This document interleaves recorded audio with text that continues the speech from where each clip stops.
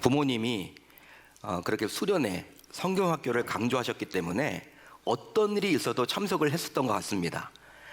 자, 그 가운데 지금도 생각이 나는 수련회가 있는데 제가 중학교 3학년 때 참석했던 여름 수련회였습니다. 요즘은 수련회 해도요, 뭐 1박 2일, 2박 3일 짧게 가잖아요. 근데 그 당시에는 4박 5일이었어요. 월요일 날 가서 거의 뭐 금요일 날 오는 그런 여정이었습니다. 장소도 여러분 멀었습니다. 당시 제가 섬기던 교회가 모교회가 서울이었는데 여러분 수련회 장소가 어디였냐면 전라남도 고흥군 소록도에 있는 모 교회였어요. 가는데 하루, 그 당시 KTX 없으니까 가는데 하루, 오는데 하루, 그러니까 4박 5일 가야만 되는 거죠. 자, 당시 수련회 장소는 그렇게 소록도에 있는 모 교회였는데 낮에는 한센병 환자들의 필요를 돕는 봉사를 열심히 했고요, 밤에는 그들과 함께 뜨겁게 예배를 드렸습니다. 그러니까 한센병 환자들이 이게 여러분들 이게 손마디가 없잖아요. 그런 분들은요 빨래를 제대로 못해요. 그러니까 중학교 3학년이었던 저희들이 막 이불 빨래도 해드리고요. 참 철이 들었어 그때. 어떻게 막 시키니까 다 하는 거지. 그러니까 여러분들 이불 빨래, 뭐 집안 청소, 그들의 필요를 우리가 다 해드렸습니다. 그리고 밤에는 이제 함께 예배를 드리는 거였죠. 물론 우리가 접촉했던 주민들은 다행히 치료를 잘 받아서 더 이상 한센병을 옮기지 않는 자들이었어요. 하지만 그들의 외모는 그야말로 정상이 아님을 한눈에 알 수 있을 정도로 몹시 흉했습니다. 충격 그 자체였습니다. 아예 코가 없거나 눈이 움푹 파였거나 심지어 입술이 이를 가리지 못하고 이가 입술 위로 튀어나온 자도 있었어요. 서울에서는 보지 못하는 사람들의 모습이었습니다. 거기 가니까 너무 여러분 정상이 아닌 거예요. 사춘기를 맞이해서 이거 어떻게 해야 될지 모르겠더라고요. 그분들이 저희들에게 식사를 제공합니다. 밥을 함께 먹자고 해요. 처음에는요 제가 밥을 못 먹겠어요. 비위가 상해가지고. 여러분 손마디가 없는 그분들이 국을 퍼주는데 그걸 바라보면서 제가 여러분 먹질 못하겠는 거예요. 그러나 그렇게 흉하게 보였던 그들이 얼마나 하나님을 뜨겁게 찬양하고 말씀에 아멘으로 반응하고 눈물을 흘리며 간절히 기도했는지 지금도 생생합니다. 그때 저는 한센병이 과연 어떤 병인지 직접 보았고 이 병이 얼마나 무서운 병인지를 깨닫게 된 거예요. 당시 수련회에서 제가 그분들이 그렇게 은혜롭게 예배를 드리는 그 모습에 제가 은혜를 받았습니다. 제가 은혜를 받았어요. 우리는 다 갖췄는데, 다 정상인데도 하나님 앞에 예배를 잘 드리지 못하는데, 제 친구들도 마찬가지였어요. 산 교육이 되는 거죠. 그들은 정말 부족한 게 많은데도 불구하고 하나님을 찾는 그 모습에 그 자체가 은혜였습니다. 자, 성경을 보게 되면 한센병, 즉 나병은 단순한 피부 질환을 의미하는 의학적 질병을 넘어서 영적이고 사회적 불결함과 하나님의 심판을 상징하는 병으로 그려줍니다. 한마디로 나병은 일반적인 질병과는 달리 죄로 인해서 생긴 병으로 여겨졌어요. 성경에서는 나병에 걸리면 피부가 짓무르고 눈썹이 빠지는 것을 시작으로 손가락 마디마디가 떨어져 나가고 코와 귀가 문드러집니다. 코와 귀가 문드러지기 때문에 문둥병이라고 말을 하는 거예요. 사람이 그처럼 흉측하게 변하는데 근데 신기하게도 통증은 없어요. 통증을 못 느끼는 거예요. 그분들이 신경까지도 다 파괴되었기 때문에. 이것은 마치 죄가 감각을 마비시키는 것처럼 나병도 동일한 거죠. 하지만 결국 조만간 그 균으로 인해서 죽음을 맞이하게 되는 무서운 병이 곧 나병입니다. 자, 그래서인지 율법서인 레위기 13장과 14장을 보게 되면 하나님께서는 나병에 걸렸을 때 의사를 찾아가는 대신에 누구를 찾아가도록 규정을 해놓았습니까? 제사장. 더 나아가 나병은 부정한 것이기에 나병에서 회복되어서 일상으로 다시 돌아가려면 일정한 정결 규례를 반드시 거쳐야만 했습니다. 따라서 나병은 의학적인 질병이라기보다는 오히려 하나님의 징벌로 여겨졌어요. 그러다 보니 유대인들에게 있어서 나병은 전염성이 강한 질병으로서 불결한 병이요 부정한 병으로 취급되어서 접촉 자체가 원천적으로 차단되었습니다. 자, 그랬기에 부정한 병으로 취급된 나병에서의 회복, 이 나병으로부터의 회복을 가리켜서 영어 성경을 보게 되면 치유하다라는 단어인 힐이 아니라, 영어 단어 힐이 아니라 깨끗이 되다라는 단어인 클렌즈라는 단어로 표기돼요. 그러니까 나병만큼은요 치유되다, 성경을 보시면 치유되다 이런 표현 안 나옵니다. 고침받다, 치유받다 이렇게 되는 것이 아니라 깨끗하게 되다, 이렇게 의도적으로 표현을 해주고 있는 거예요. 따라서 나병 환자는 나병에서 클렌즈 될 때 일상생활로 돌아갈 수가 있는 것이죠. 그랬기에 여러 번거로운 정결규례 절차를 꼭 거쳐야만 했습니다. 여러분, 이처럼 당시 나병은 쉽게 치유할 수도 없는 것이고 전염성이 있는 무서운 질병으로 간주되었어요. 그래서 나병 환자들은 사회에서 격리되었고, 더 나아가 이들과 접촉하는 것도 아예 금지였습니다. 심지어 아주 가까운 가족조차도 이들과의 접촉은 허락되지 않았어요. 사랑하는 아버지가, 사랑하는 어머니가 나병에 걸리게 되면 자녀들이 찾아뵙질 못해요. 사회적인 격리를 당하는 병이기 때문에, 질병이었기 때문에. 또 사랑하는 아들, 딸들이 그 병에 걸리게 되면 어떤 일이 벌어집니까? 부모로서 해줄 일이 없는 거예요. 그만큼 무섭죠. 자, 그런데 오늘 말씀을 보게 되면 예수님께서 이런 나병 환자와 접촉을 하십니다.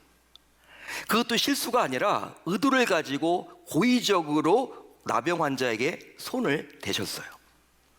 하지만 나병 환자에게 손을 대면 안 됩니다. 아무리 예수님이라도 손 대시면 안 되는 거예요. 만약 이 나병 환자에게 손을 대면 율법에서 그만 부정한 자로 취급되어서 결국 진 밖으로 쫓겨나게 되어 있습니다. 그리고 다시 진 안으로 들어오기 위해서는 일정한 시간이 경과된 후 정해진 절차를 밟아야 하는 불편한 상황이 일어나게 되어 있는 거예요. 물론 유대 남자였던 예수님 역시 이런 절차를 피할 수가 없습니다. 율법을 피할 수가 없는 거예요. 그렇게 되면 어떤 일이 벌어집니까? 본격적인 공생의 사역에 뛰어든 예수님의 평판에도 마이너스가 되는 것이고, 또 사역의 일정에도 큰 지장이 임하게 되겠죠. 예수님이 여러분들 3년 동안 계획을 가지고 나름 이곳에 가시고 저곳에 가시고 이 사람 만나고 저 사람 만나고 하셨는데, 진 밖으로 쫓겨나면 여러분 어떤 일이 벌어져요? 그게 밀리는 거예요, 일들이. 여러분, 예수님의 사역에도 오점을 남기게 되는 거죠. 당시 이런 사실을 예수님을 따르던 제자들은 모두 알고 있다 보니 아마도 예수님께서 나병 환자에게 손을 대시를 했을 때 다들 크게 놀랐을 거예요. 따라서 제자들 가운데 어느 누군가는 예수님께 이런 말을 했을지도 모릅니다. 예수님, 주님, 손 대시면 안 돼요. 지금 손 대시면 안 됩니다. 손을 대는 순간 우리 사역이 어려워집니다. 빨리 이 문제를 해결하고 다른 곳에 우리가 가야 되는데, 여기서 시간 끄시면 안 됩니다. 손 대시면 어려워집니다. 손 대시면 안 돼요, 예수님. 이렇게 소리쳤을지도 모르겠습니다. 자, 그렇다면 예수님은 이런 사실을 모르고 손을 대셨을까요? 이런 사실을 모르고 손을 대셨을까요? 아니, 나병 환자를 고쳐주길 원한다면, 치유하시길 원한다면 굳이 손을 대지 않고 오로지 말씀만 하셔도 고쳐주실 수 있지 않겠습니까? 실제로 예수님께서는 굳이 손을 대지 않고 오로지 말씀만으로도 병자들을 충분히 치유할 수 있는 하나님이십니다. 여러분, 실제로 말씀만으로도 모든 것을 창조하신 그분께서 굳이 손을 대실 이유가 없잖아요. 굳이 나병 환자를 고쳐주시기를 원한다면, 깨끗하게 해주시기를 원한다면, 오늘 말씀에서 살펴보고 있는 나병 환자의 치유 바로 다음에 나오는 마가복음 2장의 중풍병자를 고치실 때에도 예수님께서는 손을 대시지 않고 오로지 말씀만으로 그 중풍병자를 고쳐주셨어요. 그런데 과연 무슨 이유 때문에 이번 나병 환자를 회복시키는 과정에서는 굳이 무리수를 두면서까지 손을 대셨을까요? 여러분, 예수님께서 모르고 나병 환자에게 손을 대신 것은 결코 아닙니다. 결코 아니에요. 예수님은 일부러 고의적으로 그에게 손을 대셨어요. 예수님께서 그렇게 하신 이유는 바로 모두에게 보여주고 싶은 것이 있으셨기 때문입니다. 자, 그러면 예수님은 무슨 이유로 나병 환자에게 손을 대셨던 것일까요? 무슨 까닭으로 예수님은 나병 환자에게 손을 대셨습니까? 그것은 바로 예수님께서 나병 환자에게 손을 대심으로 결국 그의 부정을 자신이 대신 떠안겠다라는 이유에서입니다. 아멘. 아멘. 한마디로 죄로 인해서 더러워진 나병 환자 대신에 예수님께서 나병 환자의 죄를 친히 감당하시겠다라는 거예요. 할렐루야. 할렐루야. 따라서 공생의 초반에 예수님께서 이 나병 환자의 손을 대셔서 그의 죄를 깨끗하게 해주심으로 말미암아 결국 자신이 이 땅에 오신 이유인 십자가의 달리심을 미리 사전에 사람들에게 보여주셨습니다. 예수님께서는 왜 자신이 이 땅에 오셨는지를 공생의 초반부터 분명히 보여주신 거예요. 나는 죄의 문제를 처리하기 위해서 이 땅에 온 거야. 그 말을 지금 해주고 있는 것입니다. 그러기에 예수님께서 손을 대시면 그는 이제 더 이상 나병 환자가 아닙니다. 나병 환자가 아닙니다.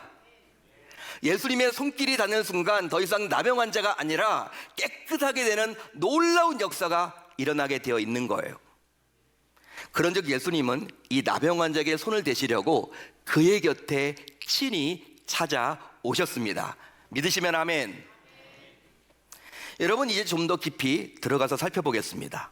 자, 오늘 말씀을 통해서 무슨 우리는 교훈을 받을 수 있을까요? 어떤 레슨을 얻을 수 있을까요? 좀 더 깊이 살펴보겠습니다.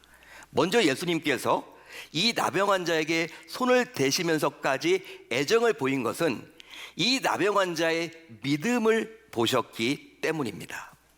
믿음을 보셨기 때문입니다. 자, 쉽게 말하면 이 나병 환자는 예수님을 움직일 만큼 믿음을 소유했던 거예요. 자, 오늘 말씀 40절을 볼까요? 우리 짧지만 우리 같이 한번 읽어봅니다. 40절 시작. 한 나병 환자가 예수께 와서 꿇어 엎드려 간구하여 이르되 원하시면 저를 깨끗하게 하실 수 있나이다. 아멘. 꿇어 엎드려 원하시면 깨끗하게 하실 수 있나이다. 꿇어 엎드려, 어떤 의미일까요? 꿇어 엎드렸다. 나병 환자는 예수님께 오자마자 꿇어 엎드림으로 예수님을 향한 자신의 마음이 무엇인지 행동으로 옮겼습니다. 자신의 마음이 무엇인지를 친히 행동으로 옮긴 거예요. 원하시면 어떤 의미일까요? 원하시면 나병 환자인 그는 깨끗함을 원하는 마음이 그 누구보다도 강했어요. 왜요? 당사자이기 때문에, 나병 걸린 자이기 때문에 나병에서 깨끗해지는 것을 다른 누구보다도 원했던 자가 바로 누구였습니까? 그 나병 환자 그 자신이었죠. 하지만 그는 자신의 그런 마음보다도 예수님의 마음을 중요하게 여겨서 예수님께서 원할 때, 예수님께서 원하실 때 결국 자신의 문제도 해결 받을 수 있다라고 고백했습니다. 그 내용이에요. 깨끗하게 하실 수 있나이다. 어떤 의미입니까? 오직 예수님의 능력이라면, 주님의 능력이라면 자신의 나병 따위는 그냥 깨끗하게 회복될 수 있다라고 고백했죠. 여러분, 나병 환자가 보인 이런 세 가지의 모습은 결국 그의 믿음에서 나온 겁니다. 결국 믿음에서 나온 거예요. 할렐루야. 할렐루야. 결과적으로 이런 그의 믿음이 예수님께서 나병 환자인 그에게 손을 대시게끔 했던 것이죠. 믿으시면 아멘. 자, 오늘 말씀이 주는 레슨 또 한 가지가 있습니다. 뭐가 있을까요? 예수님께서 이 나병 환자에게 손을 대신 것은 감동하셨기 때문입니다. 감동하셨기 때문입니다. 자, 오늘 말씀 41절을 볼까요? 41절 같이 한번 읽습니다. 시작. 예수께서 불쌍히 여기사 손을 내밀어 그에게 대시며 아멘. 불쌍히 여기다라는 헬라어 원어, 이 단어의 헬라어 원어를 보게 되면 어떤 단어냐면 스플랑크 니조마이라는 단어예요. 굉장히 어렵죠. 스플랑크 니조마이, 어렵습니다. 그 단어는 여러분 기억하지 않아도 돼요. 근데 뜻이 중요해. 이게 어떤 뜻을 담고 있냐면 창자가 끊어지는 것 같다라는 의미예요. 창자가 끊어지는 것 같다, 애간장에 녹는다, 그런 의미예요. 따라서 예수님께서 이 나병 환자를 보고 자기 창자가 끊어질 것 같은 아픔을 느꼈던 겁니다. 그게 바로 불쌍히 여기사 그 의미예요. 한마디로 사람들이 붐비는 곳에서 한 푼 달라고 이렇게 구걸하는 거지를 바라보면서 가지게 되는 일종의 적선과는 분명히 다른 거죠. 여러분, 한 푼 줍쇼, 한 푼 줍쇼, 여러분 이렇게 요구할 때 아유 불쌍해라, 어떻게 저런 일이 있어, 어쩌다가 저 사람은 저렇게 됐을까, 이런 안타까움 정도의 마음을 가지고 우리가 동전을 던져주거나 하지 않습니까? 그런 적성과는 차원이 달라요. 오히려 상대의 고통을 보면서 진정 자신의 애간장이 녹듯이 자신의 아픔처럼 느끼는 것입니다. 할렐루야, 할렐루야. 어떤 애가 좋을까요? 내가 배 아파 낳은 귀한 아들이 만약에 교통사고를 당해서 만약에 지금 피를 철철 흘리면서 막 생사가 여러분 지금 갈림길이 있다고 칩시다. 여러분, 부모로서 여러분 그걸 봐야 돼. 어떤 심정이겠습니까? 차라리 내가 저렇게 되면 좋겠다, 내가 죽고 내 아들 살려놓으면 좋겠다, 이런 마음이 여러분 다 부모의 마음 아닙니까? 그때 여러분 애간장이 녹잖아요. 그냥 멀뚱멀뚱 쳐다보지 않죠. 막 울죠 여러분들. 아들아 붙들고 애간장에 여러분 다 끊어지는 거예요. 창자가 끊어진 것 같은 그 아픔. 예수님이 이 나병 환자를 그렇게 여겼다라는 거예요. 이처럼 나병 환자의 믿음은 결국 예수님조차 이 나병 환자를 불쌍히 여기도록 했고 그 결과 그에게 손을 대셨습니다. 믿으시면 아멘. 결과적으로 예수님께서 나병 환자에게 손을 대신 즉시 그는 나병에서 깨끗함을 받게 되었습니다. 자, 오늘 말씀 42절을 볼까요? 같이 읽습니다. 시작. 곧 나병이 그 사람에게서 떠나가고 깨끗하여진지라. 아멘. 한참 후에 나병이 나은 것이 아니라 곧, 즉시, 즉각적으로, 쉴 틈이 없이, 그런 뜻이잖아요. 당시 이 나병 환자가 깨끗함을 받은 것은 공개적으로 일어났던 사건이에요. 제자들도 받고 수많은 무리들도 다 받습니다. 결국 예수님께서 손을 대시면 모든 문제에서 즉각적인 해결받게 됨을 군중들에게 친히 보여주셨던 것이죠. 따라서 예수님께서는 그 어떤 불가능한 문제도 해결해 주십니다. 즉각 해결해 주십니다. 할렐루야, 할렐루야. 사랑하는 성도 여러분, 혹시 여러분들은 성 어거스틴에 대해서 들어보셨나요? 성 어거스틴. 보통 바울 신학을 집대성한 인물이 곧 어거스틴이라고 우리가 다들 알고 있죠. 바울 신학이 왜 중요합니까? 우리가 여러분 구원받는 것이 무엇으로 구원을 받아요? 믿음으로 구원을 받는다. 하나님이 여러분 구약에서도 말씀하셨던 내용 아닙니까? 하박국 선지자를 통해서. 여러분 그것을 이제 신약에서 로마서와 갈라디아에서 여러분 이야기를 하고 있는 바울, 이신층의 교리, 우리가 하나님으로부터 의롭게 되는 것은 우리의 행함이 아니라, 우리의 선행이 아니라, 우리의 공로가 아니라 믿음으로 의롭게 된다, 그 이야기 아닙니까? 근데 이 바울 신학을 집대성한 인물이 바로 초대교회 교부였던 어거스틴이었어요. 하지만 어거스틴은 굉장히 오랫동안 방황하며 방탕하게 살았습니다. 방탕의 대명사였어요. 어느 정도 여러분 방탕했냐면, 실제로 카르타고에서 이 어거스틴이 수학을 공부하러 17세의 나이에 이제 카르타고에 가게 되는데, 부모를 떠나서 그 17세의 나이, 고등학교 한 1학년 정도 되죠. 그때 나이에 한 여성과 만나서 동거하기 시작해요. 동거를 합니다. 그리고 아기까지 낳아요. 아기까지 낳아요. 누구도 환영받지 못하는 그 시대 속에서, 요즘의 관점으로 바라보지 마세요. 초대교회 수천 년 전, 여러분 그때 아주 여러분 보수적인 문화 속에서 그런 일이 어떻게 일어난단 말입니까? 믿음의 가정에서. 여러분 그 부모의 마음이 얼마나 힘들었을까요? 생각을 해보세요. 멀리 여러분 유학까지 보내서 수사학을 공부하라고 해놨는데 지금 여자를 만나가지고 지금 동거를 하고 아기까지 낳고 있으니 그 어미의 마음이 여러분 얼마나 찢어지겠습니까? 누구한테 말할 수도 없는 거잖아요. 그런 동거 기간이 무려 13년 동안이나 지속되었대요. 공부도 안 하고. 자, 그러나 방탕한 아들 어거스틴을 위해서 무려 30년간 매일매일 눈물로 기도했던 어머니 모니카가 그에게는 있었습니다. 그 기도는 물론 모니카의 믿음에서 나온 것이죠.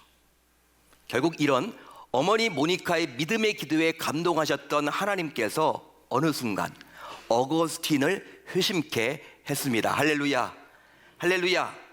그리고 난 다음에 이제 신학교에 가서 이제 유명한 그 교부가 되게 된 거예요. 자, 그런데 안타깝게도 이 말씀을 듣는 우리 역시 성도라면서도 방탕을 일삼았던 어거스틴과 주변 사람들로부터 손가락질을 당하는 나병 환자와 같은 처지일 수도 있다라는 사실이죠. 불신자들만 나병과 같은 처지에 놓이는 것이 아니라 이 말씀을 듣는 저와 여러분들에게도 나병과 같은 극복하기 힘든 현실이 닥치기도 합니다. 그래서인지는 몰라도 성도인 우리 모두 예수님께서 내 문제에도 손을 대어 주시길 간절히 소망하죠. 이런 소원을 품으면서 성도인 우리는 종종 이렇게 생각을 합니다. 어떤 생각을 하느냐? 즉 예수님께서 다른 사람은 몰라도 나에게만큼은 손대어 주어야 한다라고 생각을 해요. 김 집사에게는 손대어 주시지 않아도 나에게는 손대어 주셔야 한다, 이렇게 생각을 한다라는 거예요.